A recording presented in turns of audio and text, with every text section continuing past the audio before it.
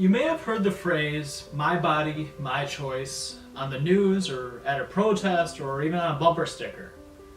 That phrase has come to seem like the mantra of the pro-choice movement, and it's important for us to understand what it means and how we can combat it scientifically and philosophically. The unspoken core of that statement is that women have a right to bodily autonomy.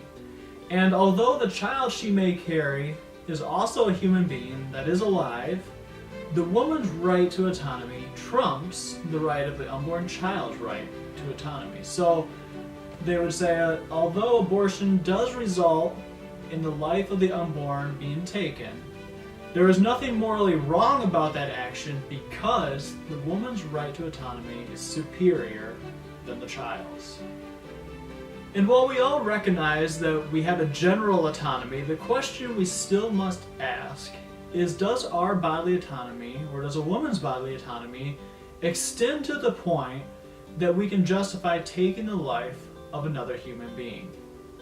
First, do humans have complete sovereignty over their own bodies? Meaning, do I or does anyone else have the right to do whatever we might please with our bodies, regardless of the consequence to anyone else? I think the answer would be generally no from society. You do not have complete sovereignty over what you do with your body. If you choose to infringe on someone else's autonomy or harm someone else, your autonomy does not make that okay. Second, we have to consider how a woman's autonomy relates to the autonomy or lack of autonomy of the unborn child in her womb. If we are to claim that her autonomy extends indefinitely to the point that she can take the life of the unborn child, we must also agree to other forms of autonomy she might exercise. If a woman who's pregnant chooses to take hard drugs or chooses to take medicine or pills to relieve mild discomfort during that pregnancy, even though it might cause severe long-term birth defects, would we think that's okay? Generally, as a society, we've agreed that parents have an obligation not to cause severe irreparable harm to their children, which is why we would think it's unjust for a woman to take hard drugs or to take medicine that has a link to severe birth defects.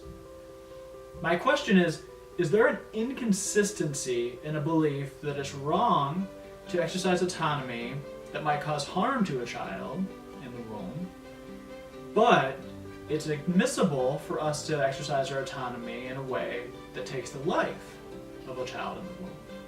Is that inconsistent? I would think so. Ultimately, autonomy is real. Women obviously have the choice to choose who they marry, where they go to school, what career they pursue, where they live. In that sense, I am pro-choice.